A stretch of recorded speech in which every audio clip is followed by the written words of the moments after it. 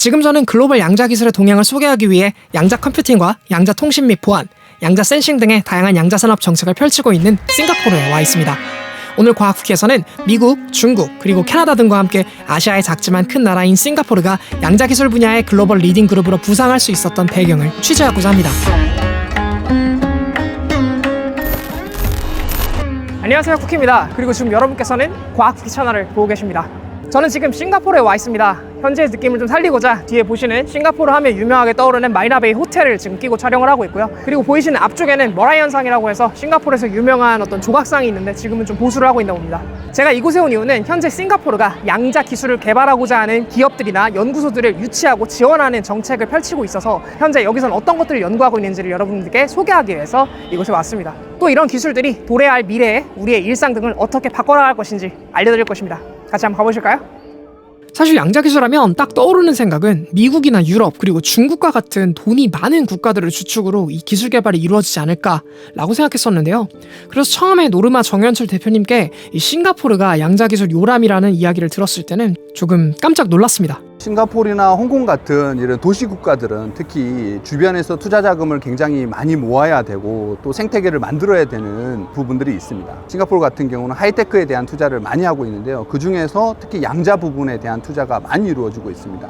2018년을 기점으로 등장한 QEPS, The Quantum Engineering Program in 싱가포르는 양자기술 연구가 잘 양성되고 정착할 수 있도록 지원해주는 프로그램입니다. 싱가포르 국립대학교가 주최하고 있고 싱가포르 과학기술연구청과 싱가포르 국립연구재단이 금전적으로 지원을 해주면서 프로젝트가 진행되고 있죠.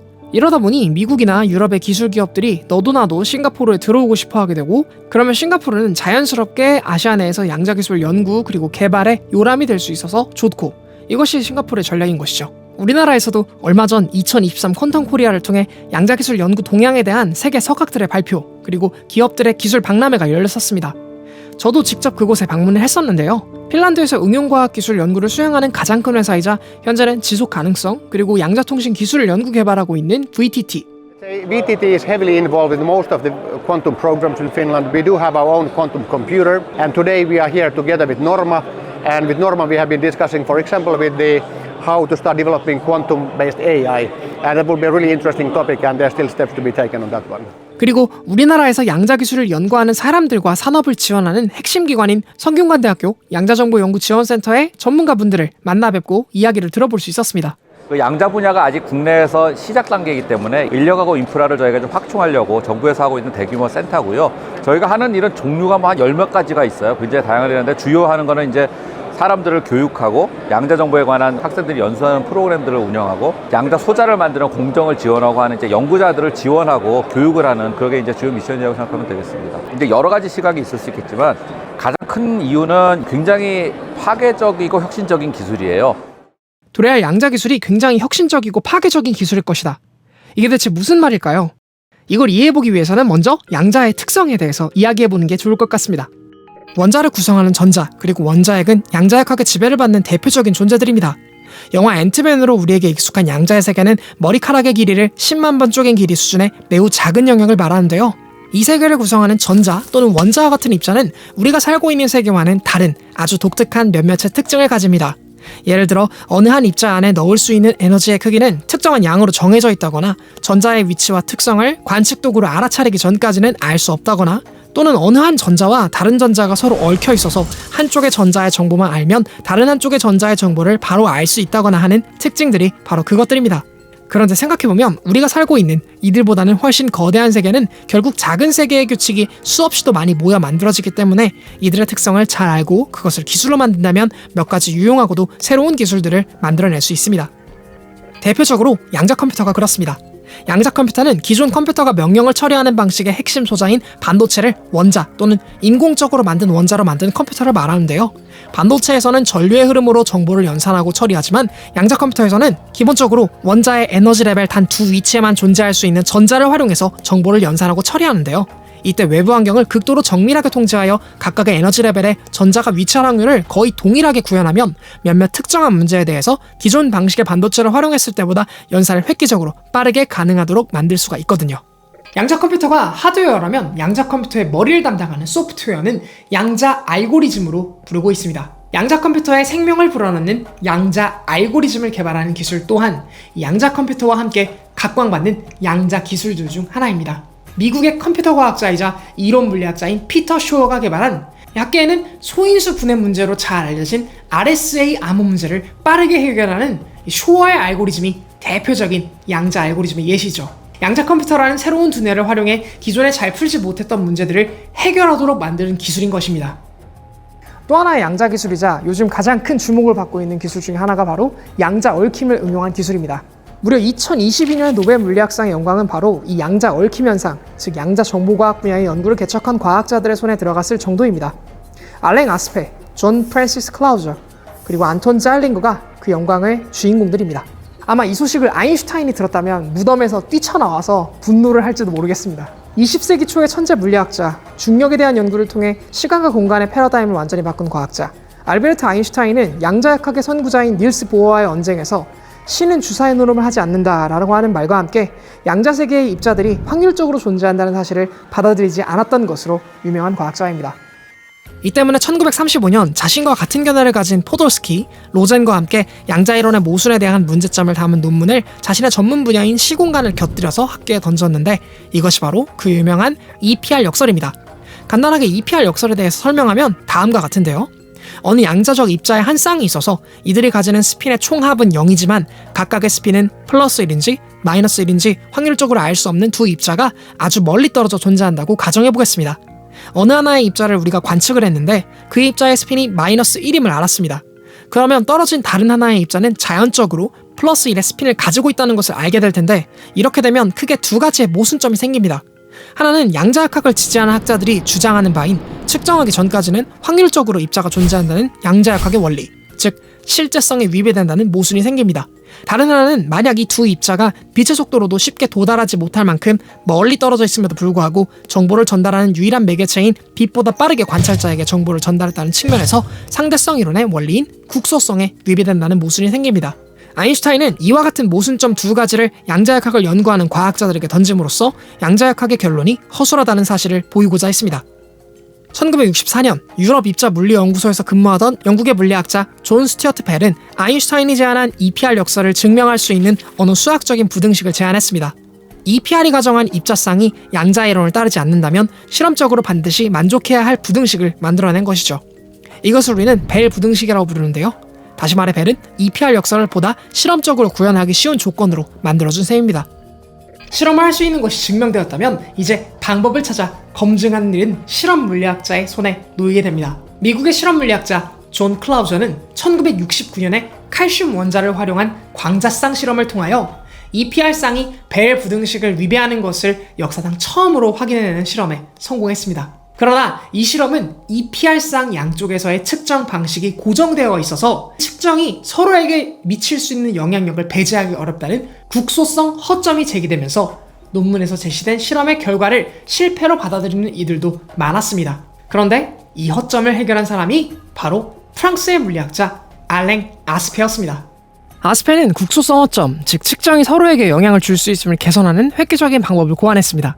초음파를 이용해 광자가 투과하는 매질에 규칙적인 밀도 변화를 줘서 편광 선택이 일어나도록 했고 이를 통해 측정이 두 광자쌍 사이에 영향을 미치지 않도록 하는 방식으로 결과를 얻어낼 수 있었습니다. 이로써 EPR쌍이 진짜로 얽혀있다는 것이 증명되었습니다. 게다가 아스페는 아인슈타인이 지적한 비국소성에 대해서도 좋은 설명을 내놓았는데요. 한 쌍의 멀리 떨어진 양자 EPR쌍의 정보들 중 가까운 쌍의 정보를 알았음에도 멀리 떨어진 양자 EPR쌍의 정보가 실제로 관찰자에게 도착하기 전까지는 여전히 그 정보를 알 수 없다는 설명이죠. 이게 도대체 무슨 말일까요? 다시 이전의 상황으로 돌아가서 이것을 설명해 보도록 하겠습니다. 다시 EPR 역설로 돌아왔습니다. 이제 양쪽에 두 사람이 있어서 각각 지구와 안드로메다 은하 사이에서 무전을 주고받는다고 생각해 보겠습니다. 하나는 전파통신, 하나는 광자쌍 무전기로 말이죠. 광자쌍 무전기는 양자 상태로 이진수 정보를 전달하도록 만들었는데 0은 스핀 마이너스 1에 대응하고 1은 스핀 플러스 1에 대응하도록 설계한 것으로 생각해 보겠습니다. 이 광자쌍 무전기로 정보를 보내려면 단순하게 한쪽 광자쌍을 관측하면 됩니다. 이제 안드로메다 은하 쪽 사람이 지구에 무전을 보냅니다. 1101, 1010.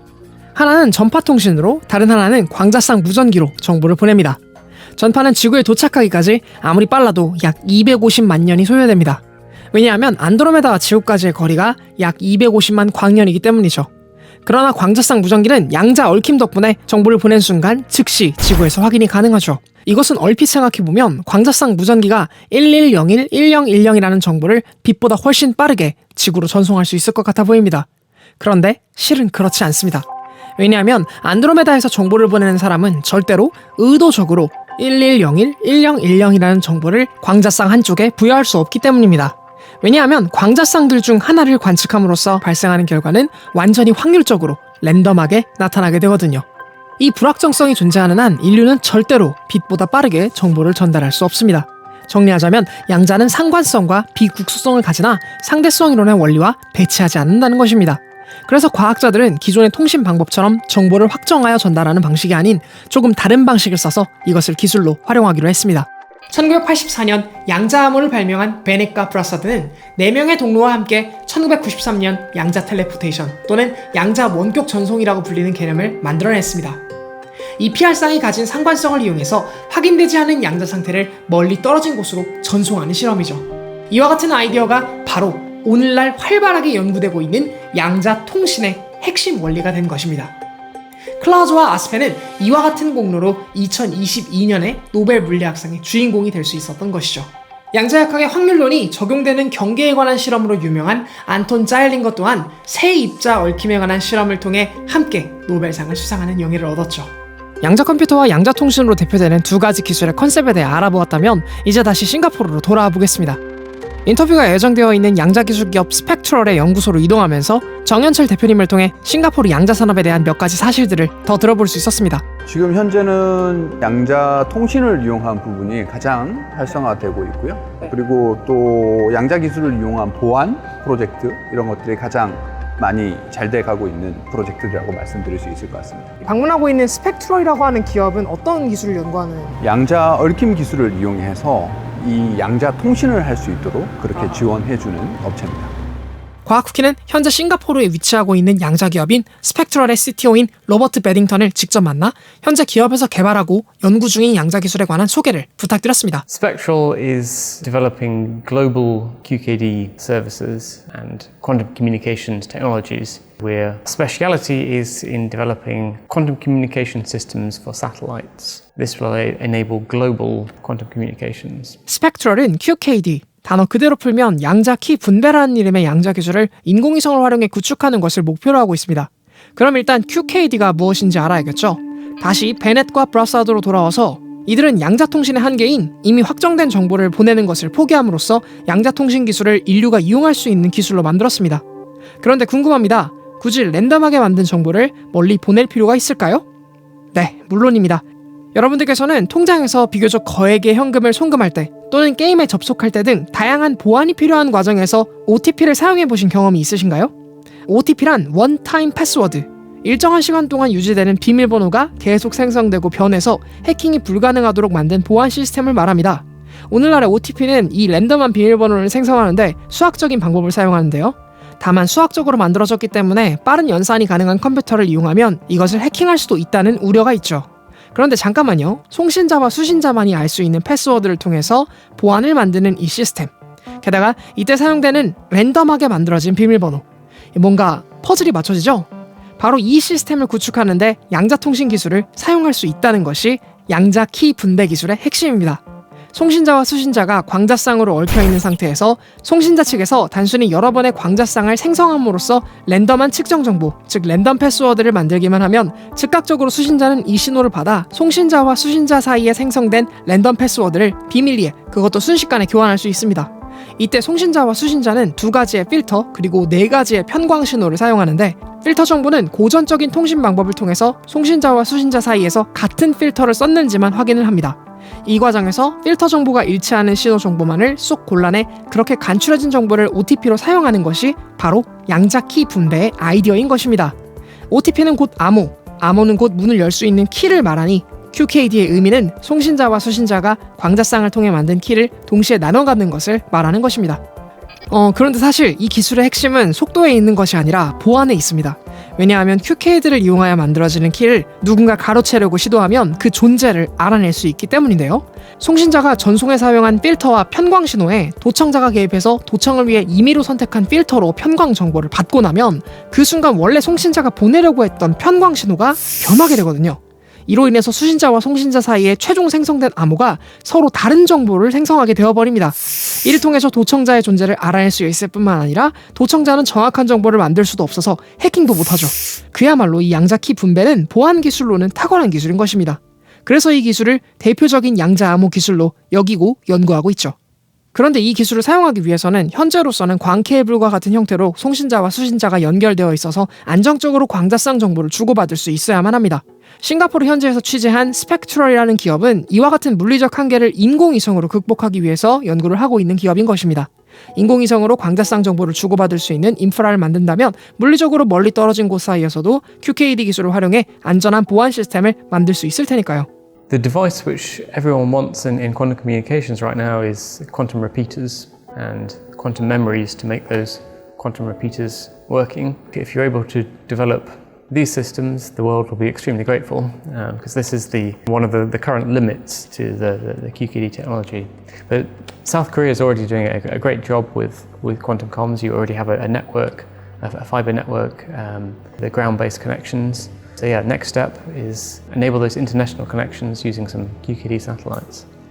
다음 만나볼 양자기술 기업은 양자 보안 기술을 연구, 개발하고 있는 PQC라는 기업입니다.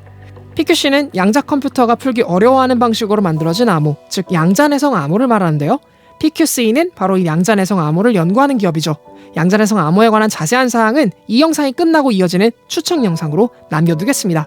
회사에 방문하면서 대표님과 몇 가지 이야기들을 더 나눠볼 수 있었습니다. 대표님의 관점에서 봤을 때 싱가포르가 이 양자 기술 개발에 장점이 있다라고 한다면 어떤 장점이 있을까요? 아무래도 국가에서 일단 지원을 많이 해주고 주변에 이제 투자 업체들도 이런 부분들에 대한 지원을 아끼지 않는 게 가장 큰 장점이라고 말씀드릴 수 있을 것 같습니다. 노르마에서 하고 있는 양자 보안 기술이 앞으로 뭐 양자 컴퓨터나 뭐 다양한 양자 산업 생태계에서 어떤 역할을 할 수 있을지에 대해서 말씀해 주시면 좋을 것 같습니다.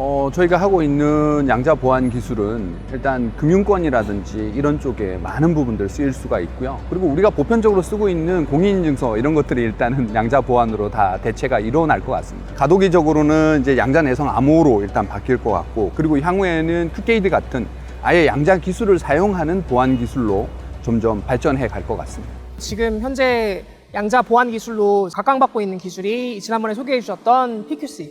맞습니다. 전 세계가 지금 PQC로 다 전환하는 작업들을 해가고 있다고 보시면 될 것 같고요. 네. 특히 유럽이나 미국은 벌써 작년부터 이제 시작이 됐고, 올해부터는 많은 국가들이 여기에 동참해서 지금 진행하고 있다고 보시면 될 것 같습니다. 이곳 싱가포르에서도 이 PQC 기술 관련된 기업이 있을까요? 네, 오늘 만나보실 기업인데요. PQC는 금융권에 특히 지금 현재 핫하기 때문에 금융권이 많은 싱가포르에서 PQC와 관련된 기술 기업들이 점점 더 많이 생겨나고 있습니다. 대표님과의 인터뷰를 진행하고 난 뒤 PQC의 공동 창업자인 틱 구안님을 만나 관련 내용에 대한 인터뷰를 부탁드렸습니다. So my name is Teck Guan. I currently am the co-founder of PQC. It's a company that's focused on delivering post-quantum readiness solutions, essentially for businesses and individuals that we want to help in preparing for the impending arrival of quantum computers. In short, we want to address the hopes and fears of quantum. When quantum computers come, they bring benefits in terms of delivering new product discoveries, modeling and optimization applications. But unfortunately, it brings with it the threat of cryptographic compromise by using Shor's algorithm, which can cause many of the existing business applications to be vulnerable against quantum computers. So we are here to make these hopes and fears at least come true, as in delivering on the hopes and preventing the fears. I believe that the quantum industry has already gone through several phases. In the beginning, most people pushed for hardware. There's been a lot of drive in the hardware side of things. And as the hardware stabilized and we're seeing much more, bigger and bigger announcements about bigger and bigger qubits, the software starts to come into play and the applications has come into that.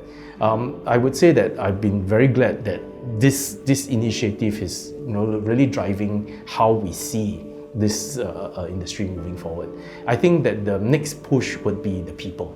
You know, yes, both in the technology side where we see a drive towards more developers being able to understand and write quantum programs, and also how the acceptance of the use of quantum programs in most of the day-to-day lives, you know, the finance, the business, even in the manufacturing industry where they can start to adopt that. So that's the people side that will probably come into play, and if those initiatives start to come in, then I think that will be a very interesting part for us. 저희가 이렇게 해서 그 싱가포르에서 양자 기술 관련된 두 가지 기업들을 좀 같이 답사를 해보고 그 기업들이 양자 기술 관련된 어떤 기술들을 가지고 있는지를 좀 들여다봤습니다. 이런 국제협력이 이 양자 기술 분야에서 왜 활발하게 이루어져야 되는지에 대해서 좀 간단하게 설명해 주시면 좋을 것 같습니다. 지금은 양자 기술에 대한 아직 표준이 정확하게 잡혀 있지를 않거든요. 네. 서로 표준을 만들어 가고 있는 단계이기 때문에 방향성이나 이런 측면에서 서로 협력하는 부분이 많아지고 있습니다. 이 방향성이 일치하는 기업과 계속해서 좀 논의를 하고 같이 논의하고 기술 개발도 또 그리고 이제 협력하고 가는 방향성을 서로 일치시켜서 예. 이제 국제적인 스탠다드도 만들기도 하고 우리 네. 표준에 대해서도 서로 이제 소개해서 나중에 서로 호환될 수 있게끔 만들어가는 게 중요한 것 같습니다. 그러니까 표준들을 되도록이면 통합하고 또 호환이 되는 생태계를 구축하기 위해서는 이런 국제협력이 굉장히 중요하다는 그런 그렇죠. 말씀이시죠. 그리고 싱가포르는 아시아뿐만 아니라 글로벌하게 앞서가고 있기 때문에 예. 이런 쪽과 협력하는 게 앞으로 저희의 기술에 대해서 표준화하는 측면에서도 굉장히 도움이 될 거라고 생각합니다. 그렇군요. 자, 다시 한국으로 돌아왔습니다. 이번 취재 진행이 가능할 수 있도록 도와주고 계신 정현철 대표님께서도 사실 우리나라에서 양자 관련 기술 개발을 하고 있는 기업인 노르마의 CEO를 맡고 계시는데요. 서울 성동구에 위치한 노르마 본사에 다시 방문해서 구체적으로 이 양자 기술이 어떤 기술인지 알아보기로 했습니다. 주가를 예측하는 기술이라고 들었습니다. 이거에 대해서 좀 더 구체적으로 설명해 주시면 좋을 것 같습니다. 우선은 저희가 주가 예측 프로그램에 들어가는 QLSTM이라는 걸 설명하기 앞서서 LSTM이라고 하는 딥러닝 기술부터 먼저 말씀을 드려야 될 것 같아요. 네. LSTM은 Long Short Term Memory, 그러니까 장단기 메모리라고 하는 딥러닝 기술이고요. 단기 메모리들을 처리를 해서 장기 메모리로 학습을 시키는 과정을 가지는 모델이라고 할 수 있습니다. 그 중에서 이제 연산하는 처리하는 부분이 이제 신경망 모델이라고 할 수 있겠는데요. 양자 LSTM, 즉 QLSTM 같은 경우에는 그 연산하는 부분을 양자 회로로 구성하고 있어서 그런 연산의 효용을 얻고 있다고 보시면 될 것 같습니다. 기존의 컴퓨터 방식으로 만든 딥러닝 알고리즘들 중 장단기 메모리라는 이름의 신경망이 있습니다. 이것을 쉽게 설명하면 기존 딥러닝 방식은 유지한 채 불필요하다고 판단되는 기억은 지우고 기억해야 하는 정보를 더욱더 강하게 기억하도록 만든 기능이 추가된 신경망이죠. 이것을 이용하여 미국 내 상장된 기업들 중 시가총액 상위 500개 기업의 주식들을 평가하는 S&P 500의 변화 추이를 예측하는 딥러닝 알고리즘 모델을 만들 수 있습니다. 그러니까 장단기 메모리 알고리즘으로 주가 예측을 위한 프로그램을 만들 수 있다는 것이죠. 그런데 노르마는 이 장단기 메모리를 양자 컴퓨터로 구현하는 알고리즘, 즉 양자 알고리즘을 활용해 S&P 500 주가 예측 프로그램에 적용해 보았습니다. IBM이 제공하는 퍼블릭 도메인을 활용해 양자 컴퓨터의 알고리즘을 설계하고 실제로 구동해 본 결과 기존 딥러닝 알고리즘보다 더 적은 데이터만으로도 더 빠르게 S&P 500의 미래 주가 변화 추이를 알아낼 수 있다는 결과를 연구팀은 얻어냈습니다. 이제 막 걸음마를 떼기 시작한 양자 컴퓨터가 가져온 결과치고는 상당히 놀랍습니다.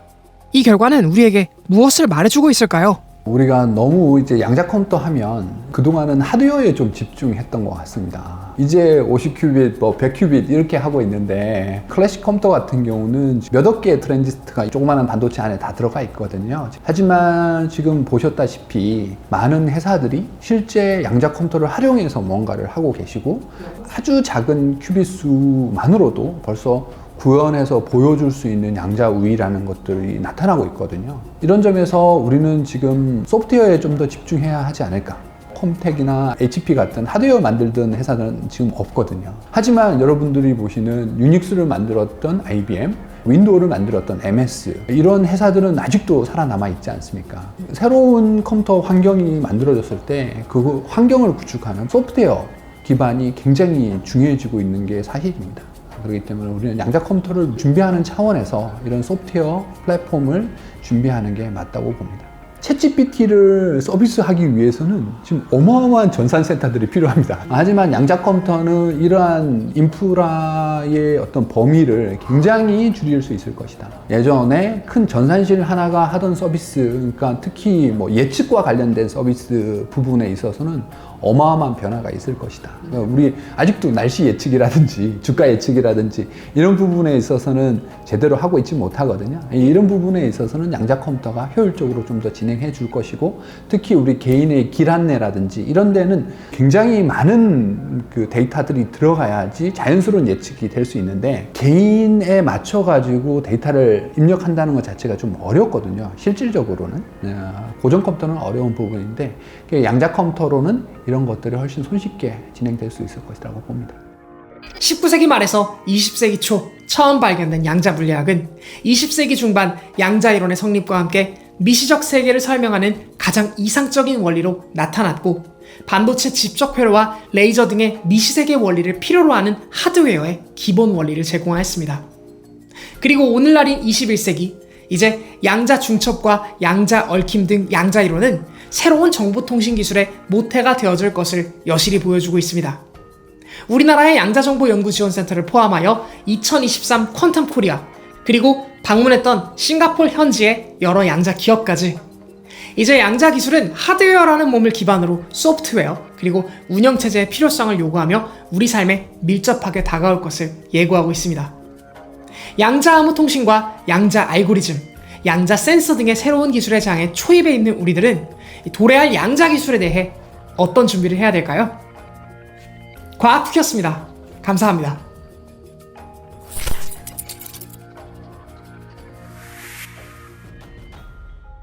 안녕하세요. 과학쿠키입니다. 과학과 공학, 기술, 과학사회학, 그리고 과학철학 및 과학기술 정책 등을 다루는 종합과학 채널입니다. 지금 보신 이 영상이 여러분들께 유익하였거나 소소하게나마 즐거움을 드렸다면 좋아요를 통해 여러분의 의견을 보내주세요.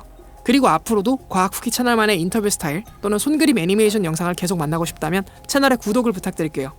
과학쿠키 채널 운영에 도움을 주고 싶으시다면 설명란에 있는 링크 또는 구독 버튼 옆에 있는 멤버십 가입으로 채널에 후원을 해주실 수 있습니다. 좌측에 크레딧으로 올라가고 있는 모든 분들께서 후원을 통해 채널 운영을 도와주시고 있습니다. 채널 발전에 도움을 주고 계신 모든 후원자분들께 다시 한번 정말 감사드립니다. 영상 끝까지 시청해주셔서 정말 감사드리고요. 전 또 다음 영상으로 여러분들을 찾아뵙겠습니다.